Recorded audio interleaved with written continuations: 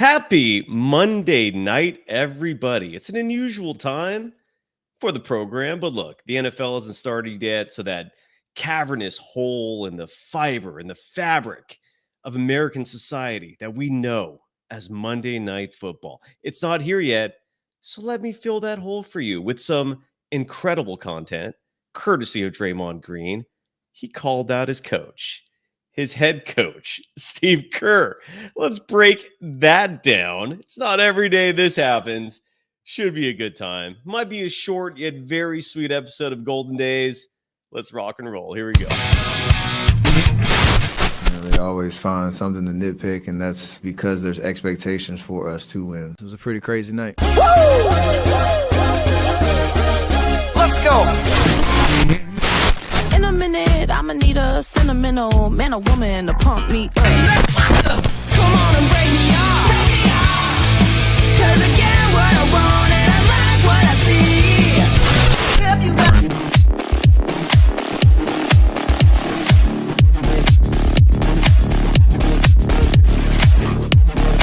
Finally got that new open, baby!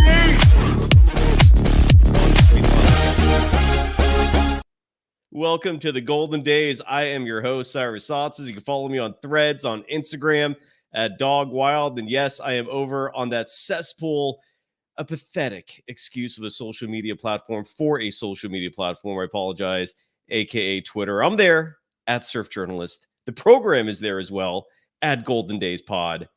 Welcome. Good evening. It is Monday night. Normally on Mondays, we broadcast at 1 p.m. Pacific time with my boy Casey Stern. We do a more general NBA landscape program. We call it NBA Coast to Coast, but life happens every once in a while. Casey Stern has a lot going on. So him and I are going to reunite later this week to make up for that episode. But I wasn't going to do a show today. This is the absolute slowest time of the year. But I happened to come across some interesting comments from Draymond Green. And it was on his podcast. What is it called? The Draymond Green Show? Sure, why not? And he talked about his head coach, Steve Kerr. And we're going to get into that because it's some good stuff. Nona Coffee. Good evening. Nana Coffee. I apologize for that. Bailey Bauer, a regular of the program. A Golden Dazer. Is that a good name for the audience? Good to see you, friend. Before we get into the Draymond Green comments, got to give some love to the official sponsor of Golden Days, and that's Bet Online. It's the world's most trusted betting platform, and Bet Online is your number one source for everything online sports betting. Right now, you can receive a 50% free bet of up to $250 on your first deposit to bet on anything from the Olympics to baseball to Formula One racing. BetOnline has every stat, every matchup, even live odds and spreads while the games are being played. And if there's no sports going on, if you've got a thirst for the Vegas action that has nothing to do with the sports book, head on over to BetOnline's online casino and get in on a game of blackjack or poker or unwind with one of over 150 slot games. So head to the website today to get in on the action. Use the promo code BELIEVE, spelled BLEAV, for your 50% free bet credit on your first deposit up to $250. Bet online. The game starts here. And once again, I'm your host, Cyrus Saatsaz, and let's hear from Dre directly. I also want to, I'm going to wrap up the show again. This is going to be a short and very sweet show. It is Monday night. It's kind of late. And again, there's just absolutely nothing going on in hoops outside of the Olympics and some interesting tidbits about Lauri Markkanen, not Lauri Markkanen, Lauri Markkanen.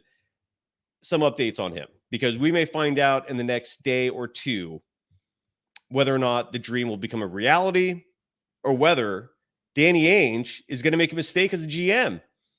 If Danny Ainge forces himself into a situation where Lauri Markkanen is guaranteed to be on that Utah Jazz roster for the entire season, thus jeopardizing Utah's hopes of getting Cooper Flagg, that's a huge fumble by Danny Ainge. He doesn't fumble the ball often, but that would be one of them.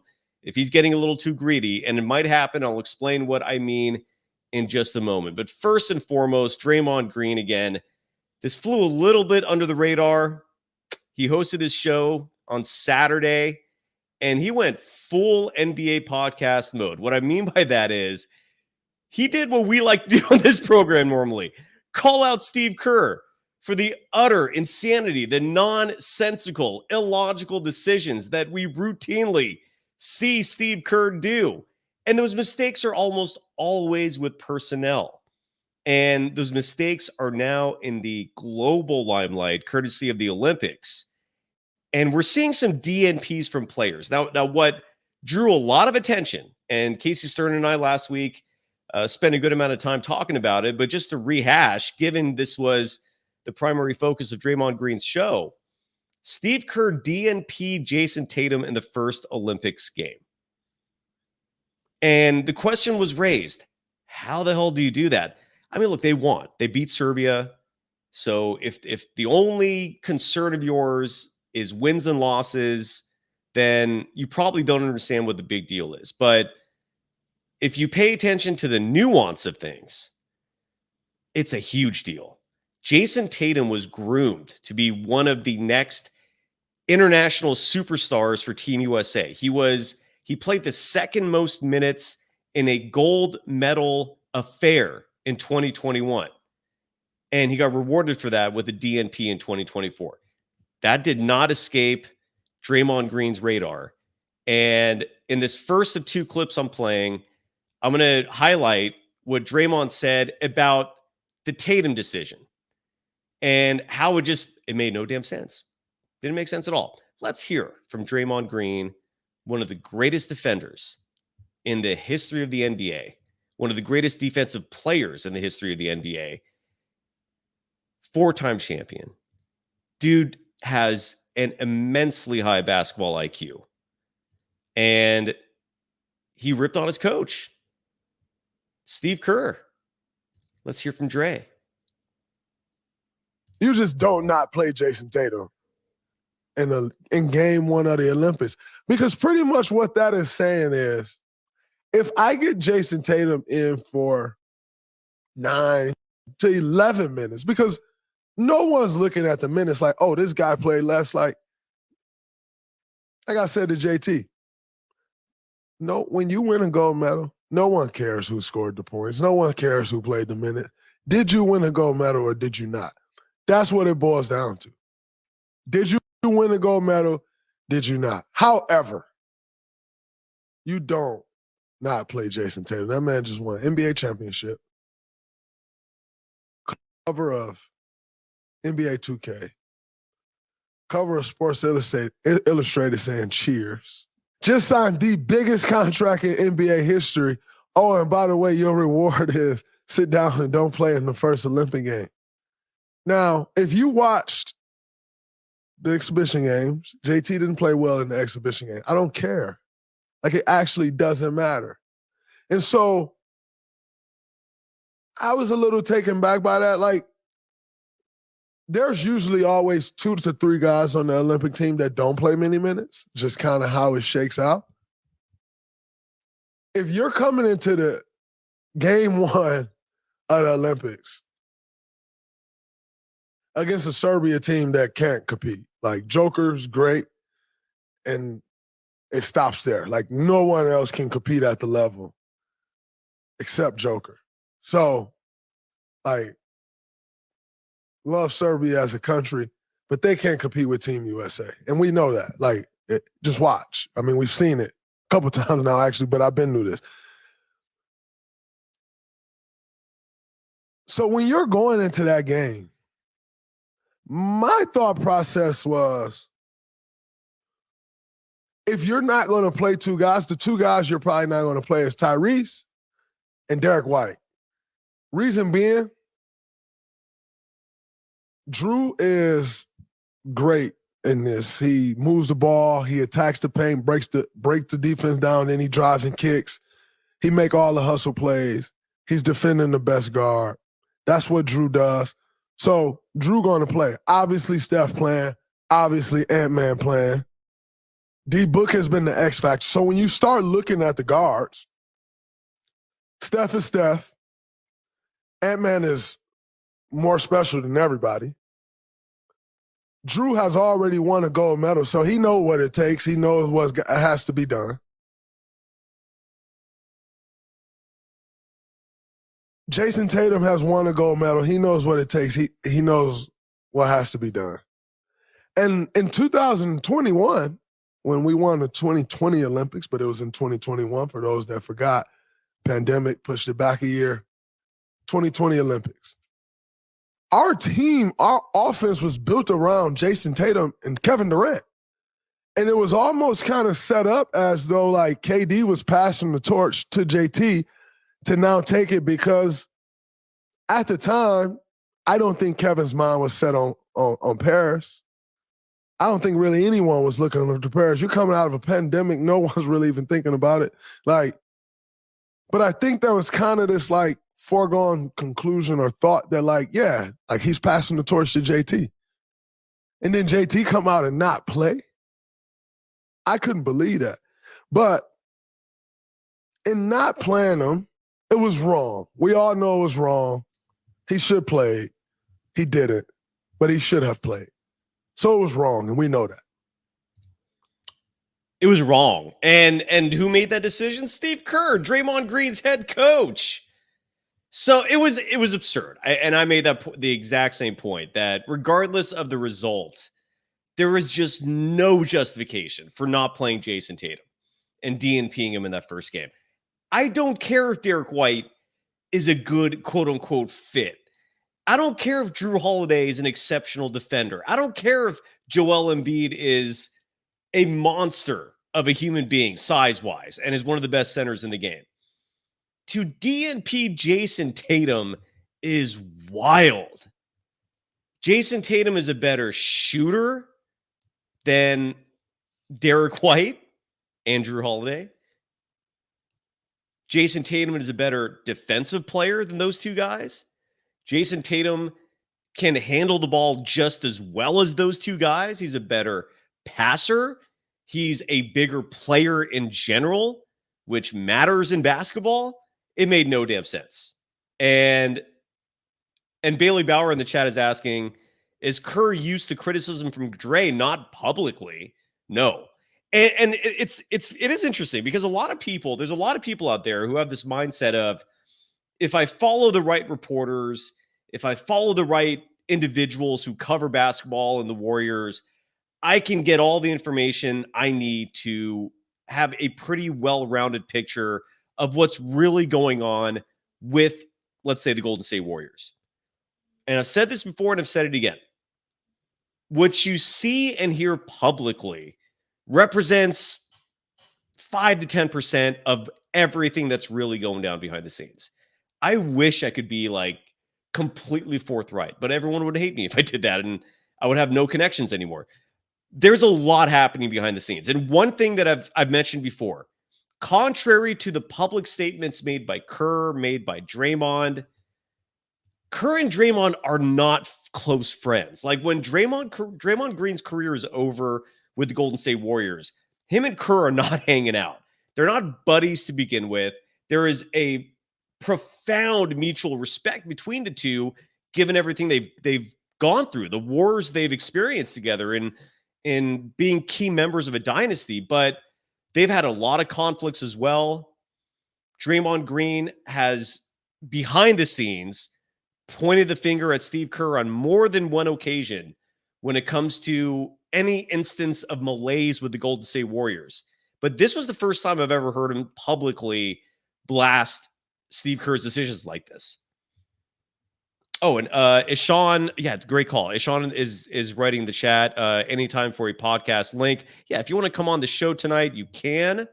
I'm going to put the link in the chat right now. There you go. And real quick before I play this second soundbite from Draymond, I just want to revisit the 3 games so far that Team USA has played. We are going to go live again tomorrow at approximately 2 p.m. Pacific time, following the USA-Brazil quarterfinals game. We're going to see, for you Warriors fans out there, Gui Santos in action for Brazil. Team USA should crush that team, though. I mean, they should not be close. But nonetheless, we're going to go live after that. But the Team USA played 3 games in group play, won all 3. They beat Serbia 110-84. That was the game that Jason Tatum got DNP. Tyrese Halliburton also got DNP that game. Then Team USA beat South Sudan 103-86. Joel Embiid was DNP'd in that game. Jason Tatum turned around and started, and Steve Kerr got a lot of flack for that, and rightfully so. Tyrese Halliburton got 7 minutes and change in that affair. And then most recently, Team USA on Saturday played Puerto Rico and beat them 104-83. And the one DNP in that game was Drew Holiday, who reportedly had some ankle issues. I don't doubt he could have played, but it made Steve Kerr's life easier in terms of minute distribution. And Tyrese Halliburton, who's routinely getting the least amount of minutes in the Olympics so far, got 10 minutes and change in that one, 10 minutes, 28 seconds to be more specific. And Draymond talked about the rotations.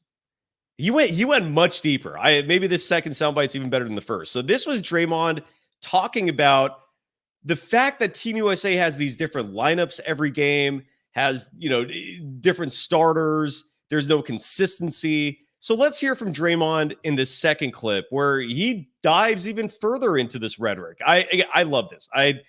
Draymond Green there's very little filters censoring what's coming out of his mouth. And if you love him, that's, I'm guessing, one of the reasons. And here's Dre expanding on his criticism, talking in detail about the rotations and the lack of consistency and how it just makes no damn sense. Combat the mistake that Jason Tatum was out with. Oh, no, this guy isn't playing. Now that guy isn't. Like, what we doing? And so I actually totally disagree with that. I think we know if Joel's going to be out of the lineup, then Joel's out of the lineup.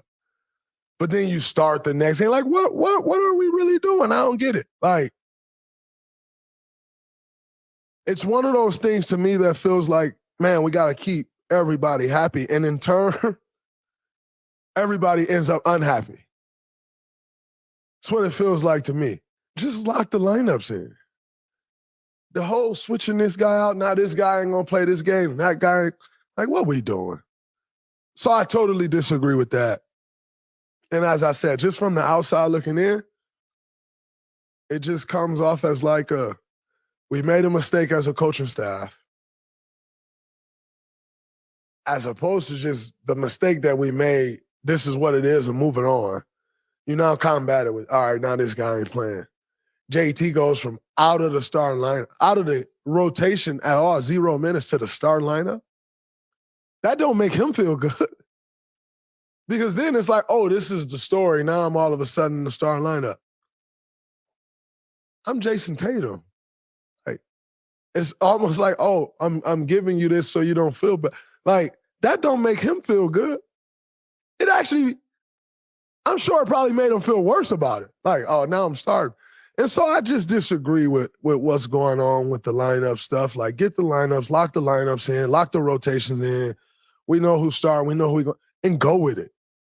But somebody else in the lineup today, Nuke got him. Again, we're good enough to get away with it because we're just more superior than everyone.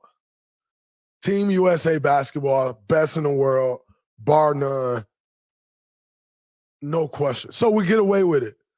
But just because we get away with it don't make it right. And I think it's wrong. I totally disagree with it, but we 3-0. But guess what? If our rotations were locked in, you know what our record would be? 3-0. Because we're just better. And as I said, so if I'm coming into game one, the 2 players that naturally aren't playing are D. White and Tyrese Halliburton. It's no knock to either one of those guys, but just look at everything else in front of you. Then as you go through the tournament, if you're like, I think we specifically need to get Derek White in for X. Like, we need to get him into the rotation because he provides X. Then you do that. But to start, yeah, and again, it just made no sense. It's these lineups are insane, and if you've been watching the Warriors as closely as I have, and I'm guessing if you're watching the show, a lot of you are or do, you get it. I mean, this happens routinely in terms of the minute distribution. Those Corey Joseph minutes last year, the two-way players who shall be unnamed 2 years ago. That's just the tip of the iceberg. It's madness. Ishan is in the green room. Now he's on the show. Ishan, how the hell are you doing, brother? Good to see you. I'm good. How are you? Can you hear me? Yeah, I can hear you loud and clear. You look good. You sound good. Good to see you, man. You. What's on your mind, brother? Yeah. Not much. I just came onto YouTube. I just had some dinner. I saw you going live. That's crazy. You never go live at this time of the year. Not normally, So, no. But I was yeah. just in the mood, and yeah. So I just said, and plus again, I randomly came across these sound bites just to let the audience know. And Sean, I don't know if you saw these, if you saw those clips as one soundbite on his show. It was like 20 minutes of that. I just cut out maybe like a third of all the comments just because he keeps repeating the same thing over and over again. What were your thoughts on that, man? What did you think when you heard Draymond calling out Kerr's rotations? I came into the show like 10 minutes later, so I didn't hear the whole thing, but like I got the gist of it, and I think it is well deserved. But like, you can't really say too much because you're winning by a lot. But if you like dive deep into it, then yeah, Jason Tatum should be playing. And like you said, for the first time, like this is the first time Draymond's kind of like publicly criticized Steve Kerr. So like, if Draymond's saying it's right, it's wrong, sorry, then I would have to guess it's wrong. I mean, Draymond knows his shit about basketball. Mind my language. Absolutely. I don't care. Yeah. You're absolutely right, dude. His basketball IQ to me is exemplary, man. It's second to none. I think there's a good reason why people are looking forward to his broadcast career when his playing days are over, because he's got that Charles Barkley in him where he lacks the filter, but he's got the credibility. He's going to piss some people off in terms of players once he starts getting into broadcasting. Comments like these, right? I mean, there's no way in my mind I could see Steve Kerr like hearing this or hearing about this and thinking to himself, no big deal. It's going to bug him. He's not going to say anything publicly. Like he will not address this, but dude, he's a human being. I mean, you can't hear comments like those from someone who is in your inner circle and he's saying it publicly, calling you out for your rotations. I don't know, man. Yeah. Anything else that comes to mind when when I watched the Olympics, me seeing Derek White getting minutes, it's kind of like the Corey Joseph getting minutes again. Like I don't know. Those two players don't compare, but like Derek White is a great player. He's probably. I thought Jason Tatum was the worst player in the finals when I was watching it. I thought it was Jaylen Brown, Derek White. You could either say Derek White or Drew Holiday, and then it was Tatum. I thought he was the worst player there, but Tatum, yeah, I did. Why do you say that? Because statistically, I think he was like the leading scorer, and I'm going to look up his stats. He put up some numbers. Why did you think Tatum had a bad NBA Finals? I think part of that is because the Mavs were just locking in on stopping him, even though he did put up numbers. It's just that the other guys I felt like they did more. They had more impact to the game because the Mavs game plan was to stop Tatum as much as possible. And, me personally, I'm a Mavs fan. I know I'm from the Bay, but I am a Mavs fan. Why? The way I started watching basketball was because of Dirk, because I don't know how to explain it. Makes sense. And by the way, real fast, Jason Tatum in the NBA Finals this year, his first title, did not get a Finals MVP. Jaylen Brown did, but he averaged 22.2 points per game, led the Celtics. He averaged 7 rebounds per game, led the Celtics. He averaged 7.2 assists per game. He led the team in all 3 of those categories. But I'll have to. Okay. Look, I'm not judging. I'm not saying that to argue with you, but I just wanted to let you and everyone else know, despite what the eye test might have shown you, statistically he was delivering. Like I want to reword that. Like the other role players were like contributing tremendously to win the ring, including Jaylen Brown. Every time I saw Derek White shoot a 3, it was going in. So, and Drew Holiday with his tenacious defense. They're all good. They're all Yeah. good. The Celtics are stacked, dude. It's Yeah. ridiculous. They have 4 players who should be Olympians, right? I mean, they got 3 on the team, but Jaylen Brown is just as worthy, I think. It's Do you incredible. think Sorry to interrupt do you. you think Jaylen Brown should have made it over Tyrese Halliburton? I think he should have made it over Derek White. And then I mean, because Tyrese was already on the team, and in hindsight, yeah. I mean, in hindsight, it's Jaylen Brown deserves it over Tyrese Halliburton. But at the time, like a month ago, when they were figuring all this out, I was a little surprised to see Derek White listed over Jaylen Brown. And I think Jaylen Brown had every right to be upset. When he brought up the whole Nike thing as a reason for that, and then you had Grant Hill coming back, making conspiracy jokes. Something's fishy there, man. I think Jaylen Brown did get screwed. It's unfortunate. Did you hear about? I thought he did get screwed. I don't know if it's politics or whatever, but did you hear like that? PG was supposed to be on the team, and they talked to him about at the start of the season last season, and then they were talking about it and everything, and then they like all of a sudden decided that he wasn't gonna play. I don't know if it was for fit, but I would have rather had PG over Derek White as well. Yeah, the PG thing's one is interesting too. Jalen Brunson is another snub. But whatever, man. Yeah, we can talk about snubs all day. Let's shift gears here. Sean, while you're on with me, I'd love to get your insights and have someone to bounce off of regarding this news. And we'll wrap up the show on this topic. Lauri Markkanen, who has been, the name mentioned for last month and a half, 2 months. Warriors fans have been hoping for some great news, myself included, regarding a potential trade. The clock is here. I believe tomorrow is when Lauri is going to be eligible for that contract extension. And then there's this caveat, which is if the Utah Jazz, and more specifically, if Lauri Markkanen pushes off signing the extension by 24 hours, meaning if he tells the Utah Jazz, just hit them. Yeah, you're muting yourself. Yeah, you're all good. If Lauri Markkanen tells the Utah Jazz, let's wait 24 hours to put pen to paper, because of the 6-month rule, and Sean, I'm going to hide you. I'll bring you back in a second. Because of the 6-month rule, right? And one of the CBA rules is that when a free agent signs a new contract, and that applies to contract extensions as well, they can't be traded for 6 months. The reason for that is it protects players from signing free agent deals and then just getting shipped right away. It protects the players from getting used by teams. So when a player signs a contract extension, D'Angelo Russell was an example of this back when the Warriors traded Kevin Durant for him. You have to wait 6 months from the time of the signing before you can move him. And that same 6-month rule applies to Lauri Markkanen. Now, if Lauri Markkanen waits until August 7th to sign the extension, meaning even though he can sign it tomorrow, we're recording this Monday night, August 5th. So if you're listening to this on Tuesday, August 6th, by now, maybe Lauri Markkanen has signed the extension. But if he decides to put it off 24 hours approximately and signs the extension on August 7th, he cannot be traded for the entire year.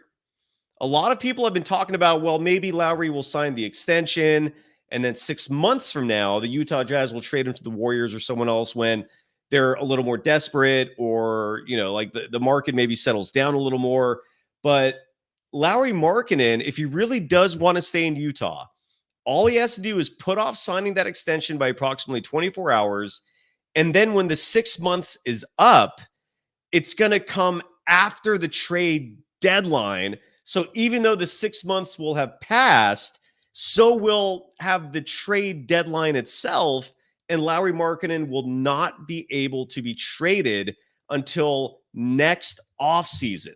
And if that happens, then the Jazz are stuck with him for the whole year. And if the Warriors really want him, they can't sign him until next offseason, which means that's a year of Stephen Curry's career, as Shauna brought you back, where you're not getting him help. And from my perspective, the whole reason why I feel urgency and I don't like the idea of waiting until January, February to make a move is that's another 6 months of getting Stephen Curry no help. That's another 6 months of just sitting back going, well, maybe the team we have now is good enough, even though I'm telling you with the utmost certainty, this team ain't it. You got too many guards. You don't have enough size. And so Lauri Markkanen will not be available for the whole season if he waits until August 7th to sign that extension, which is kind of crazy.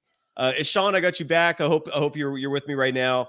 What are your thoughts on that, man? Do you care? I mean, I just don't want to wait until February to make a move, man. To me, Stephen Curry needs help now in almost every season, and I should go do the research on this, but I feel like in every season where the Warriors won a title, they had strong starts to the year. And you're risking the beginning of the season. You're risking putting yourself in a hole that you might have to climb out of. I don't like it, man. I'm a probabilities guy. To me, every decision you make in life, and especially when it comes to sports, should be based on probabilities and what decision represents the highest probability of success. Standing pat, waiting until February for the trade deadline, that ain't it. Your thoughts, Sean, while I have you. So if he doesn't sign tomorrow, then he can still be traded, or yeah. Well, yeah, if he can be traded now, okay. but he could also be traded. Here's the thing: if he signs the extension tomorrow, okay, as Mentality in the chat writes here, the trade deadline is February 6th, 2025. Okay, so if Lauri Markkanen signs the extension tomorrow, the Utah Jazz can still negotiate a trade for him so another team can get him on February 6th. So if it's after that, then you can't be traded for a year. Exactly. If they wait, okay. So there is some thinking that maybe Lauri Markkanen, again, who knows what's really going on, man. There's so many reports. I know Mark Stein has been publishing a bunch of stuff recently. Jake Fisher of Yahoo has been publishing a lot of stuff recently on this. I don't know if Lauri Markkanen really wants to stay in Utah, but if he does, that's his play. All he has to do is just wait until August 7th. And at a bare minimum, he stays in Utah for at least another full season. If you're Utah, if you're Danny Ainge and your goal is Cooper Flagg, if your goal is stockpiling picks and rebuilding and putting yourself in the best position for Cooper Flagg, this is not the way to do it. Having Lauri Markkanen on your roster for the whole year only makes you better. And I don't see how that helps you achieve your ultimate objective, which is to get Cooper Flagg and get a stockpile of picks. What do you think, Sean? What are your thoughts on all this? Yeah, I mean, going on our side of the Warriors, it's horrible because to me, it's feeling like that Markkanen is either gonna stay or he's gonna wait. Because honestly, if it was gonna happen, it would have happened by now, is what I'm feeling. And again, like you said, if we get this roster that we have currently, it's not it. Like I don't even think we're a playoff team if we Agreed. have this current roster. So agreed. The only way out of it is, Sean, I don't know if you agree with me or not. The only way, from what I see, the Warriors can still have a successful year is if Kuminga and Podziemski take huge leaps, right? And Trace Jackson-Davis takes a leap. You know, I mean, Moses Moody, he would have to actually play to take a leap. And, you know, he never gets consistent minutes. And there's like 9 other guys on the roster with almost the exact same skill set as Moody. I don't know how he's going to play this year if they keep him. So to me, that's the only chance they have is Kuminga and Podziemski have to take huge leaps. And if they don't, it doesn't mean that they're going to suck. I mean, but I don't see how the Warriors are even a playing team. I'm totally with you. I think this season's a wash, man. And they're going to be too good to get, you know, decent odds for Cooper Flagg. It would just be a wasted season, dude. And I hope that doesn't happen, man. I really do. What do you think? You're saying they're too good to get a pick or a lottery, but knock on wood, you know, Steph could go down and the whole season is in shambles. Possibly. And then what do you call it?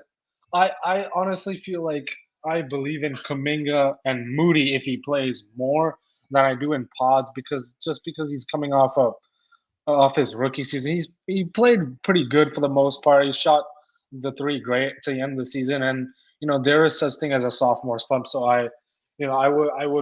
I'd be curious on how to see that, but I believe in Moody and Kuminga more. But again, how far will that really get you?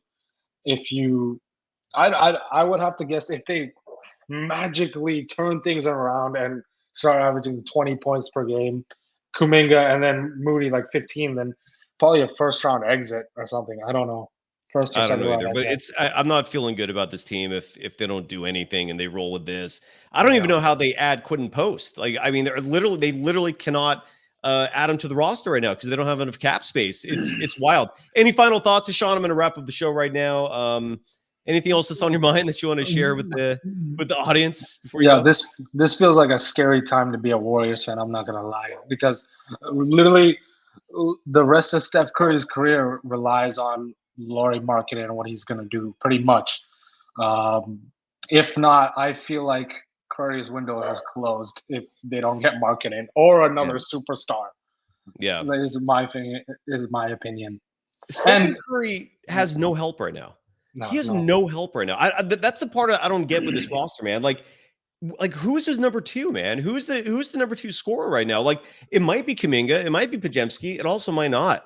And again, why are you taking these risks like going into a season of why are you comfortable with these uncertainties? I don't get it. I really don't get it. Ishan, come back on the show, man. I always love your contributions. Anything you want to promote before you go?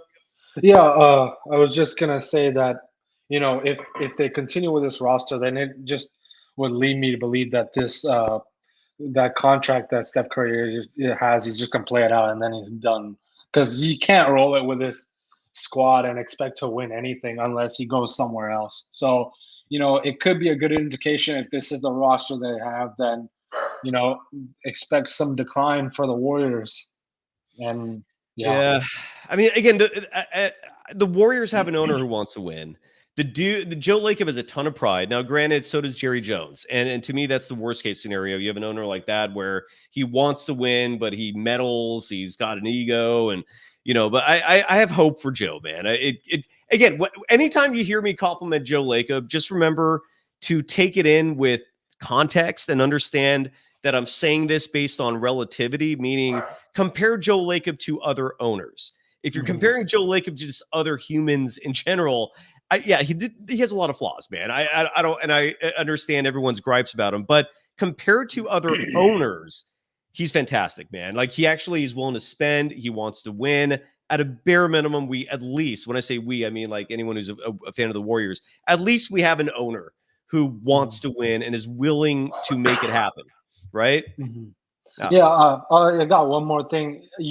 Everyone says that Mike Dunleavy is really good at drafting players, and he hasn't done much in free agency or anything like that. Do you think that's kind of like done on purpose because he's setting up the Warriors for a rebuild, and he knows that the window is not that open for them to really win much? Do you think that could be a possibility, that he's just putting all his eggs in one basket in the picks, even though they don't have much high of picks right now?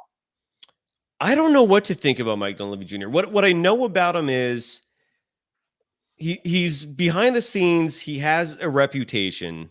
And again, I've only interacted with him, I think, once. So I'm basing almost all this from other people's interactions and people I know. But my understanding is he's the kind of guy who thinks he's the smartest guy in the room. Like he's got some arrogance to him, maybe cockiness. I don't know what the right adverb is for that, but or adjective. I'm sorry, but the point is he's got a bit of an attitude. He has nailed the draft, but the lack of personality concerns me because he seems like an introverted dude. The only reason why I bring that up is because part of being a GM is communicating with other GMs, with other front offices, right? Like is developing relationships. That was one of Bob Myers' biggest strengths. Like he was a relationship guy. So if he's calling you and he's saying, hey man, let's make a deal, it's a lot harder to say no to Bob Myers than it is to someone like Mike Dunleavy Jr., who maybe is not very personable, who maybe is a bit obtuse, who maybe thinks he's smarter than you. And so the attitude's coming with it. So when a guy like that's calling you, right, and he's going, hey man, I want to make a trade with you, maybe there's more hesitation there. Maybe the person on the other side of the phone doesn't feel that same obligation to actually proceed with that deal, right? That's where the personality thing comes into play here. Sorry to answer your question as long-winded as I did, but my point is I think it's still too early to judge him. But with that said, I'm all about results, man. And in year one of Mike Dunleavy Jr., the team won 46 games and they missed the playoffs. And even if they are a better team in year two, the rest of the NBA is also better. Steph and Dre are another year older, and they're a team with 9, possibly 10 guards. Like I don't know how the hell this is going to work out. I don't get this roster right now. So it's still a wait and see, I think, is my super long answer. I don't think that this roster is better than last season's because you had the idea of Clay and all that spacing, and you don't really have that as much. Um, and honestly, what I've seen so far from the GM, I think that it feels like he's resetting for a rebuild rather than trying to win now.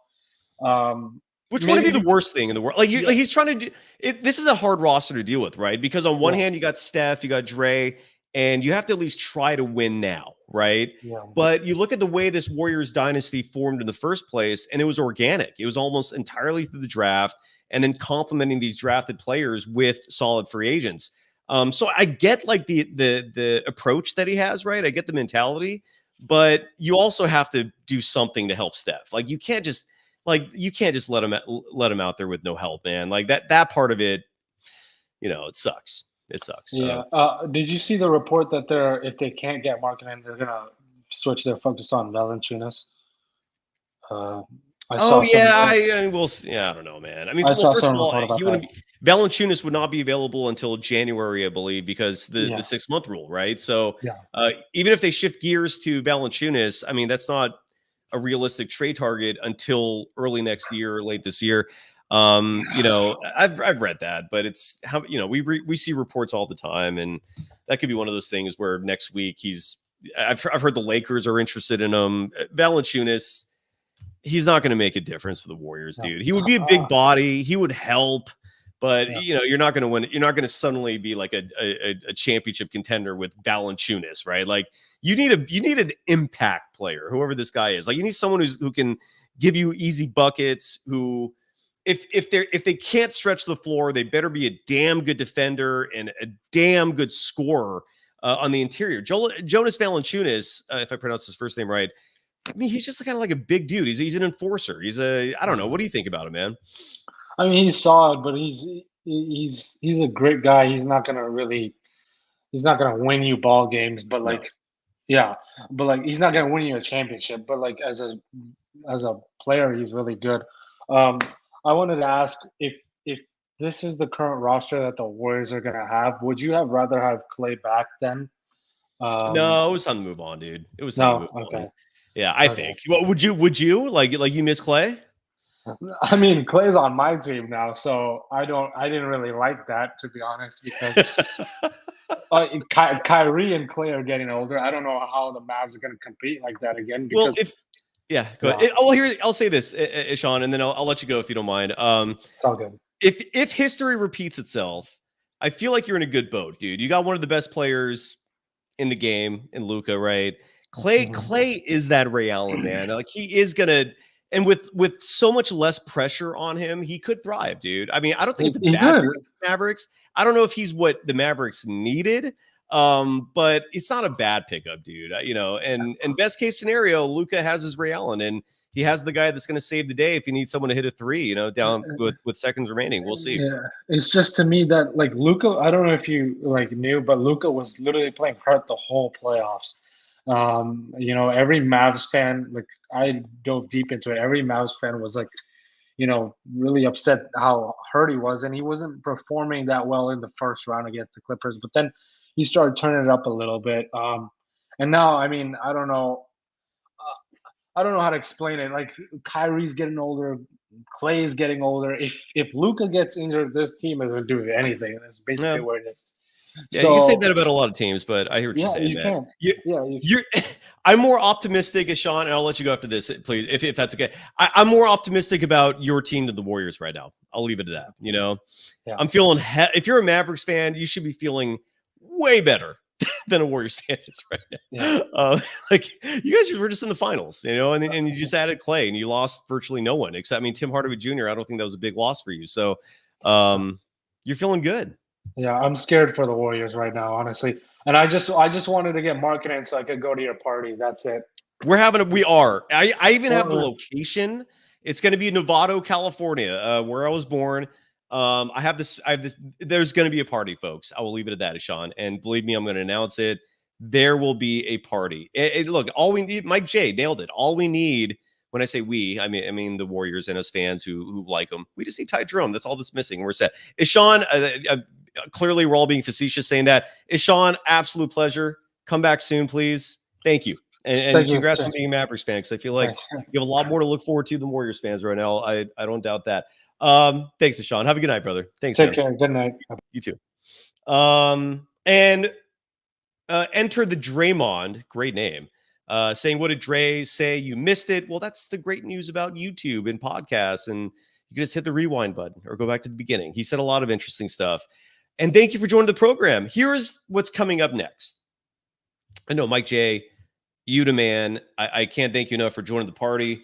Speaking of parties, if by some chance tomorrow, if Lauri Markkanen is a member of the Golden State Warriors, there will be a party. There will be a show. There will be a party. But besides that, approximately 2 p.m. Pacific time tomorrow, USA, Brazil, Guy Santos, who I love that kid. I think he can actually play. We're going to come to you live with postgame. Wednesday at 7 p.m. Pacific time, Larry Krueger and I will break down all the post-Lauri conversations, meaning by Wednesday, we're going to know whether or not Lauri Markkanen will be a member of the Warriors. And if not, we're going to explore plan Bs. We're also going to talk gambling, meaning what can you bet on this upcoming season? Golden Days, brought to you by Bet Online. Thank you, folks. And real fast before we go, the chat. J Rock saying if the Warriors get Jonas Valanciunas, he'll help them win 10 more games in the regular season. Yeah, 10. That's a lot. I mean, just think about that, J Rock. 10 wins is a lot. So if that's the impact Valanciunas is making, hey now. Otherwise, see you tomorrow, 2 p.m. Pacific time. USA Brazil postgame. Wednesday, 7 p.m. Larry Krueger's joining the party. I think Thursday, Casey Stern and I are going to make up NBA Coast to Coast. Paulie Mack will join the program Friday. That dude just always brings great energy, phenomenal vibes, just like the audience, just like you Golden Dazers. I like that name. I hope it sticks. Until then, see you tomorrow. Love you, Draymond. Bye-bye.